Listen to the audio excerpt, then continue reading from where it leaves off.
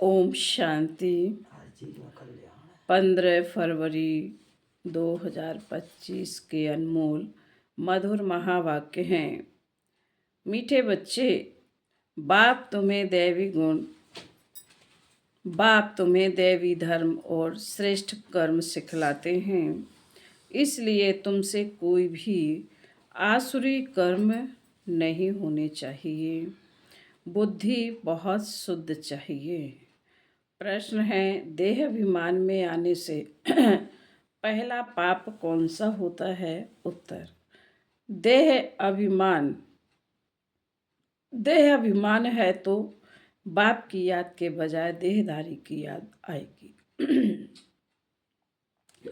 कुदृष्टि जाती रहेगी, खराब ख्यालात आएंगे।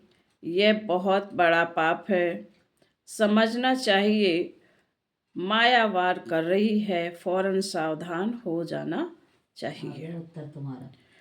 ओम शांति। रूहानी बाप रूहानी बच्चों को समझा रहे हैं। रूहानी बाप आए कहाँ से हैं? रूहानी दुनिया से, जिसको निर्माण धाम अथवा शांति धाम भी कहते हैं। यह तो है गीता की बात। तुमसे पूछते हैं, यह ज्ञान कहाँ से आया? बोलो। यह तो वही गीता का ज्ञान है। गीता का पाठ चल रहा है और बाप पढ़ाते हैं। भगवान वाच है ना, और भावना और भगवान तो एक ही है। वह है शांति का सागर, रहते भी शांति धाम में हैं, जहाँ हम भी रहते हैं। बाप समझाते हैं कि यह है पतित दुनिया, पाप आत्माओं की तमो प्रधान दुनिया। तुम भी जानते हो बरोबर, हम आत्माएं इस समय तमो प्रधान हैं। 84 का चक्र खाकर सतो प्रधान से अब तमो प्रधान में आए हैं। यह पुरानी अथवा कलयुगी दुनिया है ना।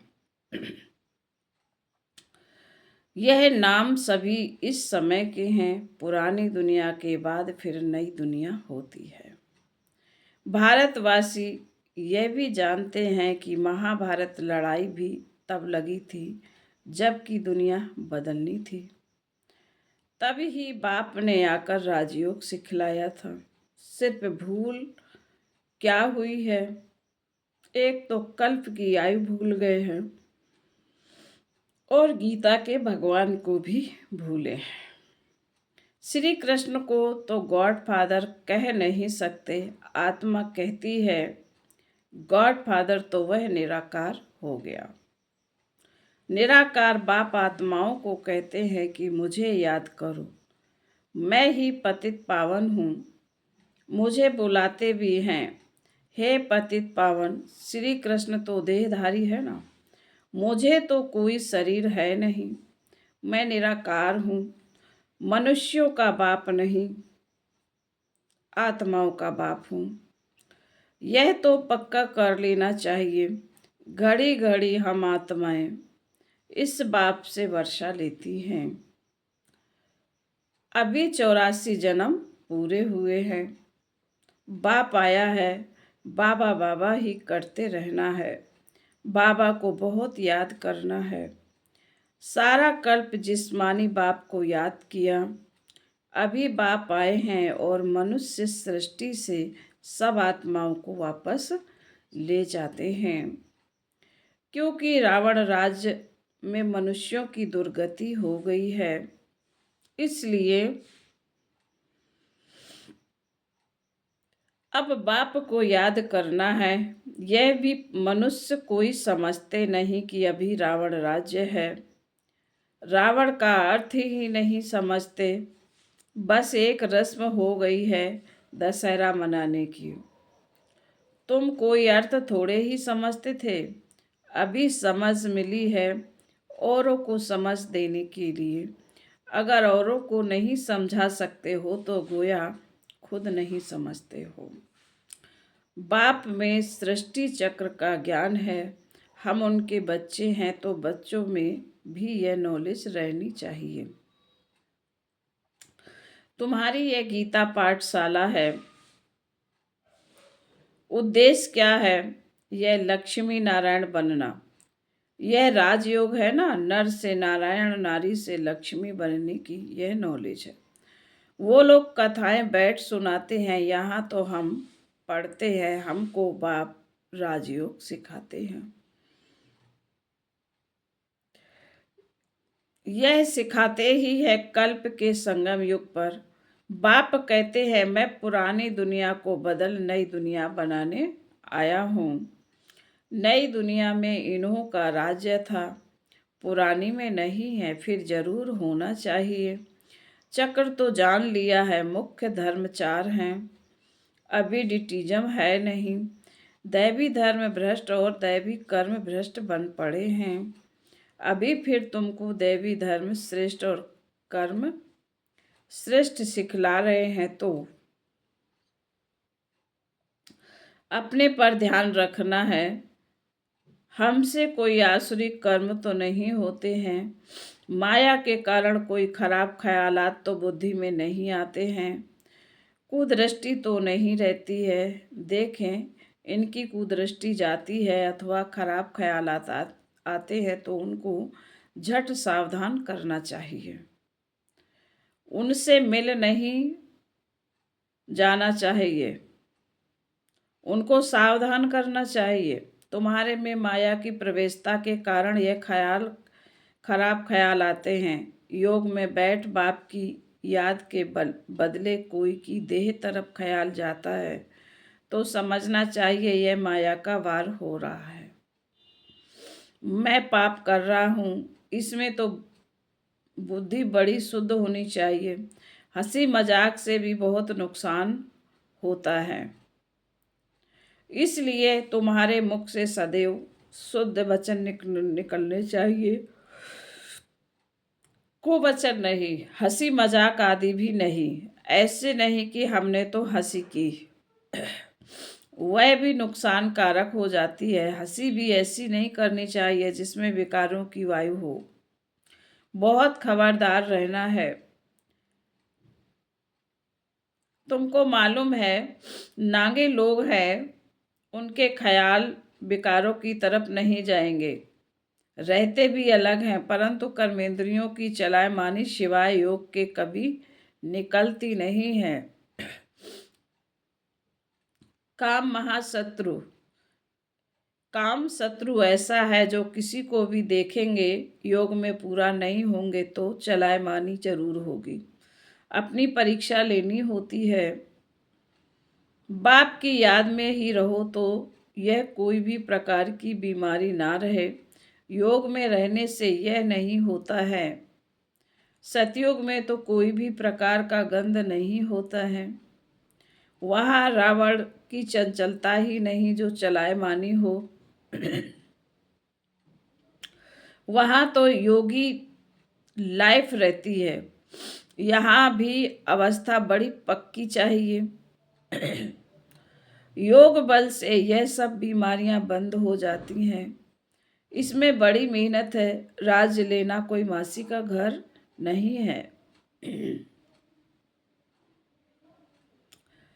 पुरुषार्थ तो करना है ना, ऐसे नहीं कि बस जो होगा भाग्य में सो मिलेगा।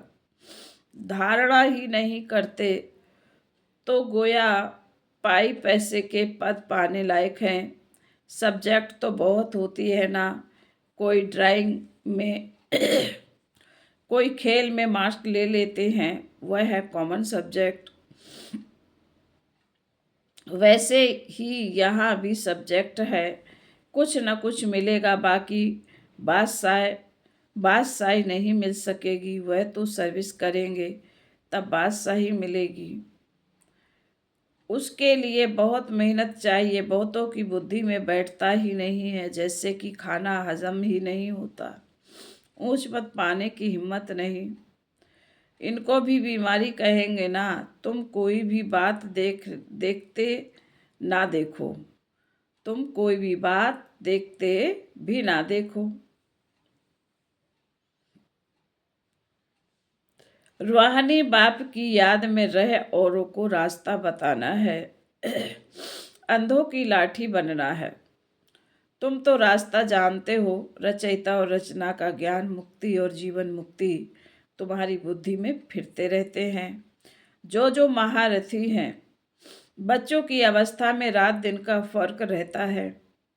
कहाँ बहुत धनवान बन जाते हैं, कहाँ बिल्कुल गरीब। राजाई पद में तो फर्क है ना। बाकी हाँ, वहाँ रावण ना होने के कारण दुख नहीं होता। बाकी संपत्ति में तो फर्क है, संपत्ति से सुख होता है। जितना योग में रहेंगे उतनी हेल्दी बड़ी, जितना योग में रहेंगे उतना हेल्थ बड़ी अच्छी होगी। मेहनत करनी है। बहुतों की तो चलन ऐसी रहती है जैसे अज्ञानी मनुष्यों की होती है, वह किसी का कल्याण कर नहीं सकेंगे। जैसे इम्तहान होता है तो मालूम पड़ जाता है कि कौन कितने मार्क्स से पास होंगे। फिर उस समय हाय हाय करनी पड़ेगी। बाप दादा दोनों ही कितना समझाते रहते हैं। बाप आए ही है कल्याण करने। अपना भी कल्याण करना है तो दूसरों का भी कल्याण करना है। बाप को बुलाया भी है कि आकर हम पतितों को पावन होने का रास्ता बताओ, तो बाप श्रीमत देते हैं, तुम अपने को आत्मा समझ देह अभिमान छोड़ मुझे याद करो। कितनी सहज दवाई है। बोलो हम सिर्फ एक भगवान बाप को मानते हैं। वह कहते हैं मुझे बुलाते हो कि आकर पत्तों को पावन बनाओ, तो मुझे आना पड़ता है। ब्रह्मा से तुमको कुछ भी नहीं मिलता, वह तो दादा है, बाबा भी नहीं। बाबा से तो वर्षा मिलता है, ब्रह्मा से थोड़े ही वर्षा मिलता है।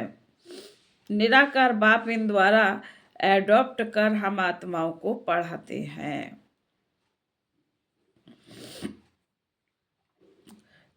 इनको भी पढ़ाते हैं। ब्रह्मा से तो कुछ भी मिलने का नहीं, वर्षा बाप से ही मिलता है। इन द्वारा देने वाला एक है, उनकी ही महिमा है, वही सर्व का सद्गति दाता है। यह तो पूज्य से फिर पुजारी बनते हैं। सतयुग में थे, फिर 84 जन्म भोग, अब पतित बने हैं, फिर पूज्य पावन बन रहे हैं। हम बाप द्वारा सुनते हैं, कोई मनुष्य से नहीं सुनते हैं। मनुष्यों का है ही भक्ति मार्ग, यह है रूहानी ज्ञान मार्ग। ज्ञान सिर्फ एक ज्ञान सागर के पास ही है। बाकी यह शास्त्र आदि सब भक्ति के हैं। शास्त्र आदि पढ़ना यह सब है भक्ति मार्ग। ज्ञान सागर तो एक ही बाप है। हम ज्ञान नदियाँ ज्ञान सागर से निकली हैं, बाकी वह है पानी का सागर और नदियाँ। बच्चों को यह सब बातें ध्यान में रहनी चाहिए। अंतर्मुख हो बुद्धि चलानी चाहिए। अपने आप को सुधारने के लिए अंतर्मुख हो, अपनी जांच करो। अगर मुख से कोई कटु वचन निकले या कुदृष्टि जाए तो अपने को फटकारना चाहिए। हमारे मुख से कुवचन क्यों निकले, हमारी कुदृष्टि क्यों गई, अपने को चमाट मारनी चाहिए। घड़ी घड़ी सावधान करना चाहिए, तब ही ऊंच पद पा सकेंगे। मुख से कटु वचन ना निकले। बाप को तो सब प्रकार की शिक्षाएं देनी होती हैं। किसी को पागल कहना यह भी कुवचन है। मनुष्य तो जिसके लिए भी जो आता है वह कहते रहते हैं, जानते कुछ भी नहीं है कि हम किसकी महिमा गाते हैं। महिमा तो करनी चाहिए एक की, पतित पावन बाप की, और तो कोई है नहीं। ब्रह्मा विष्णु शंकर को भी पतित पावन नहीं कहा जाता है। यह तो किसी को पावन नहीं बनाते हैं। पतित से पावन बनाने वाला एक ही बाप है। पतित से पावन बनाने वाला एक ही बाप है। पावन सृष्टि है ही नई दुनिया, वो तो अभी है नहीं, प्योवर्टी है, प्योरिटी है ही स्वर्ग में, पवित्रता का सागर भी है। यह तो है ही रावण राज। बच्चों को अभी आत्माभिमानी बनने की बहुत मेहनत करनी चाहिए। मुख से कोई भी पत्थर व कुवचन नहीं निकालने चाहिए। बहुत प्यार से चलना है, कुदृष्टि भी बड़ा नुकसान कर देती है। बड़ी मेहनत चाहिए। आत्म अभिमान है अविनाशी अभिमान। देह तो विनाशी है, आत्मा को कोई भी नहीं जानते। आत्मा का भी बाप तो जरूर कोई होगा ना। कहते भी हैं हम सब भाई भाई हैं, फिर सब में परमात्मा बाप विराजमान कैसे हो सकता है? सभी बाप कैसे हो सकते हैं? इतना भी अक्ल नहीं है। सबका बाप तो एक ही है। उनसे ही वर्षा मिलता है, उसका नाम है शिव। शिवरात्रि भी मनाते हैं। रुद्र रात्रि व श्री कृष्ण रात्रि नहीं कहते हैं। मनुष्य तो कुछ भी नहीं समझते, कहेंगे यह तो सब उनके रूप हैं, उनकी ही लीला है। अभी तुम समझते हो बेहद के बाप से तो बेहद का वर्षा मिलता है, तो उस बाप की श्रीमत पर चलना है। बाप कहते हैं मुझे याद करो। लेबर्स को भी शिक्षा देनी चाहिए तो उन्हों का भी कुछ कल्याण हो जाए, परंतु खुद ही याद नहीं कर सकते तो औरों को क्या याद दिलाएंगे? रावण एकदम पतित बना देते हैं, फिर बाप आकर परिस्तानी बनाते हैं। वंडर है ना, कोई की भी बुद्धि में यह बातें नहीं है। ये लक्ष्मी नारायण कितना ऊंच परिस्तान से फिर कितना पतित बने हैं। बाबा ने कहा यह लक्ष्मी नारायण कितना ऊंच परिस्तानी से फिर कितना पतित बन जाते हैं। इसलिए ब्रह्मा का दिन ब्रह्मा की रात गाई हुई है। शिव के मंदिर में तुम बहुत सर्विस कर सकते हो। बाप कहते हैं तुम मुझे याद करो, दर दर भटकना छोड़ दो। यह ज्ञान है ही शांति का। बाप को याद करने से तुम सतो प्रधान बन जाएंगे। बस यही मंत्र देते रहो। कोई से भी पैसा नहीं लेना चाहिए जब तक पक्का ना हो जाए। बोलो प्रतिज्ञा करो। हम बाबा कहते हैं बोलो प्रतिज्ञा करो कि हम पवित्र रहेंगे, तब हम तुम्हारे साथ तब हम तुम्हारे हाथ का खा सकते हैं, कुछ भी ले सकते हैं। भारत में मंदिर तो बहुत ढेर हैं।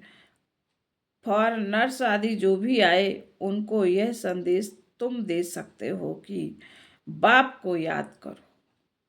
फिर बाबा बोले अच्छा।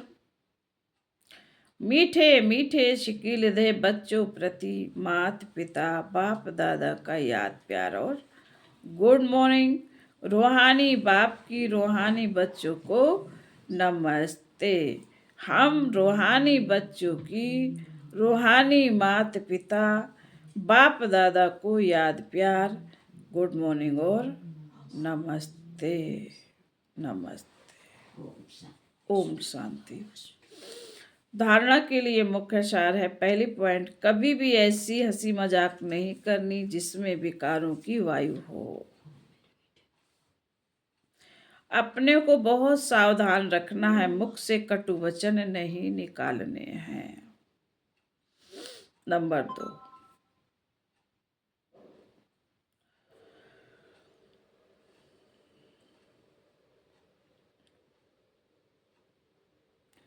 आत्म अभिमानी बनने की बहुत बहुत प्रैक्टिस करनी है। सबसे प्यार से चलना है, कुदृष्टि नहीं रखनी है। कुदृष्टि जाए तो अपने को आपे ही सजा देनी है। वरदान। निरंतर याद और सेवा के बैलेंस से बचपन के नाज नखरे समाप्त करने वाले वानप्रस्थी भाव। निरंतर याद और सेवा के बैलेंस से बचपन के नाज नखरे समाप्त करने वाले वानप्रस्थी भाव। विस्तार। छोटी छोटी बातों में संगम के अमूल्य समय को गंवाना बचपन के नाज नखरे हैं। अब यह नाज नखरे शोभते नहीं। वानप्रस्थ में सिर्फ एक ही कार्य रह जाता है, बाप की याद और सेवा। इसके सिवाय और कोई भी याद ना आए। उठो तो भी याद और सेवा, सो तो भी याद और सेवा। निरंतर यह बैलेंस बना रहे। त्रिकालदर्शी बनकर बचपन की बातें व बचपन के संस्कारों का समाप्ति समारोह मनाओ, तब कहेंगे वानप्रस्थी। स्लोगन। सर्व प्राप्तियों से संपन्न आत्मा, सर्व प्राप्तियों से संपन्न आत्मा की निशानी है संतुष्टता। संतुष्ट रहो और संतुष्ट करो। आज के अव्यक्ति सारे हैं।